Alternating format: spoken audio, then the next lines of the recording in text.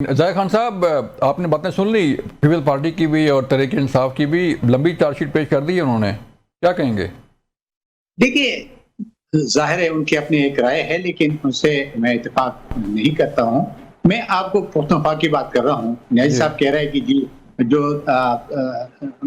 Tribal area था, जो अभी डिस्ट्रिक्ट हुए, तो आप मुझे बताएं 2018 में वो शामिल हो गए थे प्रोविंस में। तो 2018 में तो इनकी हुकूमत थी, 3.5 साल की इनकी हुकूमत रही है, फेडरल में भी और प्रोविंस में भी। तो कितना पैसा उसने दिया? बहुत सारा तो डेवलपमेंट उस वक्त हो सकता था, और ये पैसे तो बहुत ज्यादा दे सकते थे, क्यों नहीं दिए? ये तो नहीं बात। तो सर ये कि आप ये बात की है कि जी लोकल बॉडीज की, मैं आपको बता दूं लोकल बॉडीज के हमारे सूबे में अभी टर्नओवर खत्म हो रहा है, 4 साल हो गए। 4 साल में मुझे आके वहां बता दे कि जो आपके लोकल बॉडीज को कितने फंड दिया गया है, किसके पास क्या इख्तियार था। जो लोकल बॉडीज थी वैसी बनाई ना, हम लोकल बॉडीज थी, वही एमपीएस लगी हुए, वो एमपीएस अपने कमीशन ले रहे और वही डेवलपमेंट के काम हो रहे हैं। अब मुझे बता दें कि इस वक्त जो सूरत हाल है हमारे सूबे की, वहां पे तो क्या चीज हो रही है। अब आप आए रोडे देके, आप अस्पतालों में जाके दवाइयां देके, तो ठीक है मरकज के लिए मुश्किलात, मैं तो नहीं कह रहा हूँ कि वो है, मैं तो पहले कह चुका हूँ कि मुश्किलात है। अब ये मुश्किलात के कैसे दूर करे, हुकूमत कोशिश करती है, और किसी हद तक काबू पाया भी गया था जब ईरान और अमेरिका की लड़ाई शुरू नहीं हुई थी। ये वो सही कह रहे हैं कि जब ईरान और अमेरिका की लड़ाई शुरू हुई, उसमें पेट्रोल की कीमत बढ़ गई, डीजल की कीमत बढ़ गई, और खासकर जो अफगानिस्तान से दहशतगर्द जो हमने पाले हुए, वहां पे वो आके हम पे अटैक करे, हमारे वो भी मसाइल है।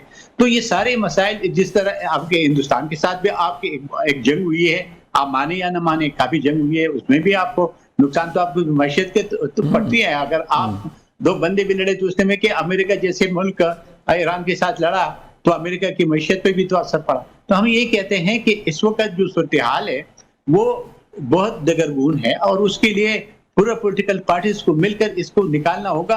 ये किसी एक पॉलिटिकल पार्टी की बस की बात नहीं। हुकूमत तो कोशिश करते कि अपोजिशन से भी मुज़ाकरात हो, इत्तेहाद उनसे भी बात हो, और ताकि कोई बात है। जहां तक सूबों के ताल्लुक है, चाहे वो पंजाब है, पख्तूनख्वा है, देखिए अगर पंजाब नहीं देगा तो पख्तूनख्वा क्यों देगा?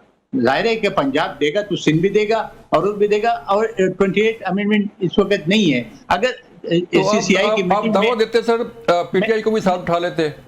मैं अगर सीसीआई की मीटिंग होती, जाहिर है कि सीसीआई की मीटिंग में तो चीफ मिनिस्टर बैठा होगा। अभी भी चीफ मिनिस्टर साहब ने जो हमारे सूबे का है उसने मुलाकात की है, उसमें अपनी वो तहफ़्फ़ुज़ात या जो अपने बजट में बात थी वो भी बात की है, और करना भी चाहिए। और ऐसा है कि ये ऐसा नहीं होगा कि किसी सूबे के साथ ज्यादती होगी। ये मिल बैठकर, जब सारे बैठकर अगर कोई डिसाइड करते हैं, कोई शेयर करते हैं फेडरल के साथ, तो अच्छी बात है, क्योंकि फेडरल में मुश्किलात तो है, इसमें तो कोई दूसरी बात नहीं हो सकती। ठीक है। मदोखेल साहब, जो 28वीं तरमीम की बात सुन रहे हैं सर, वो किस हद तक कोई दुरुस्त बात है कि 28वीं आ रही है और तैयार हो गई है और 18वीं तरमीम को रोल बैक किया जा रहा है? देखिए बलूच साहब, पहली बात तो ये है कि आने वाला जो तरमीम है उसका नाम ऑटोमेटिकली 28 होगा, चाहे वो किसी की तरफ से भी आ जाए। और आइन का आर्टिकल 239 ये कहता है कि जब जब हुकूमतों के पास 2/3 मेजॉरिटी मौजूद होंगे वो कोई भी तरमीम ला सकते हैं, यानी 28 क्या 1028वां भी ला सकते हैं। अब हुकूमत ने या कुछ इस तरह मुखबरों का टोला है, चाहे वो मुस्तफ़ा कमाल की शक्ल में हो, अलीम खान की शक्ल में हो, या कोई और शक्ल में हो, तो वो मार्केट में इस तरह के शोशा छोड़ते रहते हैं। आपको याद होगा कि जब 26वीं तरमीम आई तो 26वीं तरमीम तमाम पार्टियों को मुतफ़क़ा तरमीम में कहूंगा, इंक्लूडिंग पीटीआई। आपको याद होगा कि मौलाना साहब के घर के जो तवाफ कर रहे थे पीटीआई के लोग, और आज भी मौलाना साहब इस बात पे कायम है कि पीटीआई ऑन बोर्ड की, और पीटीआई के रहनुमाओं की, यानी गौहर खान साहब की और रूफ हसन साहब का बयान रिकॉर्ड पे मौजूद है, जिन्होंने कहा था कि ये तो बेहतरीन मसौदा है, ये तो मसौदा ही हमारा है। और फिर उसके बाद उन्होंने असम्बली के इजलास से बाइकाट किया, जबकि सुप्रीम कोर्ट में यह सवाल भी आया कि भाई आपने तो मुखालफत करनी थी, आपने बाइकाट क्यों किया। उसके बाद 27वीं तरमीम आया तो 27वीं में पीटीआई की और मौलाना साहब की पार्टी की जरूरत नहीं पड़ी, क्योंकि हुकूमत के पास आदाद शुमार मौजूद थे। और यकीनन हमने भी उसके साथ हामी यूं भरी थी कि बिलावल भुट्टो साहब की ट्वीट आपको याद होगा, जिन्होंने ट्वीट करके और हुकूमत के सारे जो तरामीम के हवाले से जो मदद मांगी थी उसके हवाले से बात की थी। उस हवाले से फिर हमने सिर्फ दो जो पॉइंट थे वो मान लिए, एक आर्मी एक्ट 1952 के तहत जो अमेंडमेंट था, और दूसरा जो मिसाक की जमहूरियत के अंदर नवाज शरीफ साहब को और बीबी शहीद के दरमियान जो आईनी अदालतों का था वो हमने माने, बाकी सारी चीजें हमने रिजेक्ट कर दी। आज भी मुझे लग रहा है इन मुखबरों के जरिए हुकूमत पीपल्स पार्टी की या बाकी पार्टियों के पल्स चेक करने के लिए जगह जगह प्रेस कॉन्फ्रेंस कराची लाहौर में इधर उधर कर रहे मुखबरों के जरिए, लेकिन असल बात वही होगी जब कोई टेबल होगा तो उसके बाद डिस्कशन होगी कि क्या करना है क्या नहीं करना है। यकीनन पीपल्स पार्टी आइन के साथ खड़ी, यकीनन पीपल्स पार्टी हर उस अमेंडमेंट की मुखालफत करेंगी जो अवाम और पाकिस्तान के खिलाफ हो। तो 28वीं तरमीम आपका समझते हैं कि अवाम के खिलाफ होगी? नहीं, मैं ये नहीं कह रहा हूँ, हो सकता है 18वीं तरमीम ये आज ज़ाहिद खान साहब की पार्टी लाए कि आज के बाद पेट्रोल फ्री, क्या पता कि वो ऐसे तरमीम लाए कि आज के बाद जो ना महंगाई खत्म, क्या पता वो ये कहते हैं कि जो हमारे शाही खर्चे हैं 11-11 अरब रुपए की जहाज है, ये सारी चीजें हम बेच के और हम कल से जो ना वो अल्टो गाड़ी में जाएंगे, तो फिर तो हम हिमायत करेंगे। अभी तो पता नहीं है ना आपको ना मुझे कि क्या अमेंडमेंट ला रहे हैं। वो तो प्राइवेट ने खरीदा है, मरकज ने नहीं खरीदा। ठीक है नहीं साहब, अब फिर वो बात आ रही है 28वीं तरमीम पे, आप भी तहरीक इंसाफ का क्या मौक़िफ़ है? आने चाहिए जो कंकरन लिस्ट की बात आपने की? जी मैं बताता हूँ। वो मदोखैल साहब ने बताया ना कि जी वो हमें तो अभी कोई पता नहीं है।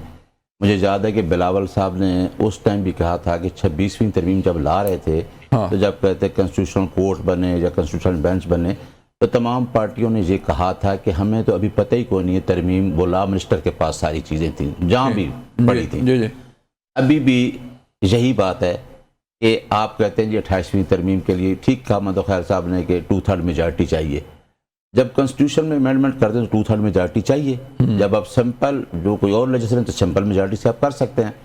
तो आपको जो मेन चीज़ है, जो इस टाइम सूबों के दरमियान और फेडरल के जो गिले शिकवे हैं, देखो हमें प्रो पाकिस्तानी एक सोच पार्टियों से हट के भी सोचना चाहिए कि हम प्रो पाकिस्तान की बात करनी चाहिए। चाहे जैद साहब बैठे हैं, मंदोखैल साहब बैठे हैं, कि ये शिकवा बिलावल ने भी किया कि इसको इन्हांस कर सकते हैं, इसको डिक्रीज नहीं कर सकते। आर्टिकल 166 ऑफ द कॉन्स्टिट्यूशन इसको डील करता है।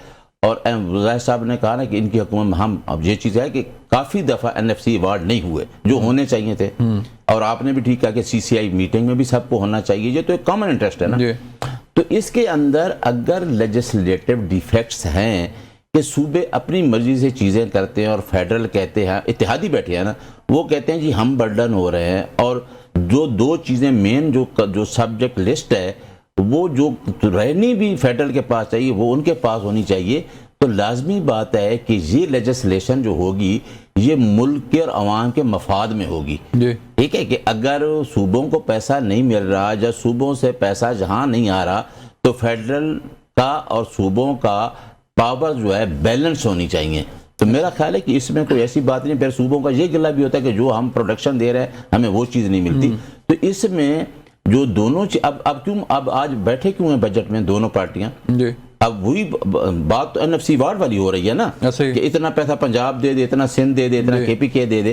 तो ये चीज़ है। तो इसमें मेरा ख्याल है अगर ये अमेंडमेंट ये है तो मुझे इस अमेंडमेंट के पीछे, ये मेरी ऑब्जर्वेशन है, मेरा व्यू है कि आज जो खामोशी है, जो यकदम पाकिस्तान मुस्लिम लीग नून भी चुप करके ये कहते हैं कि जी कभी कभी मसलियत भी होती है।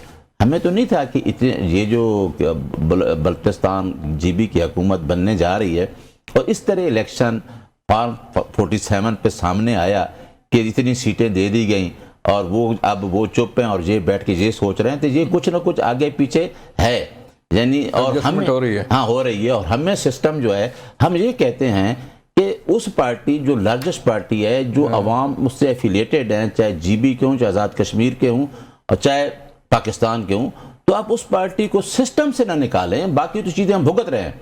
मैं आज भी अडियाला से आ रहा हूँ, हम अपनी पूरी जो हमारी तगो-दो है तहरीक वो हम कर रहे हैं, लेकिन आप एक पार्टी को उठा के सिस्टम से बाहर फेंक दें जिस तरीके से हो रहा है, तो ये तो नहीं होना चाहिए।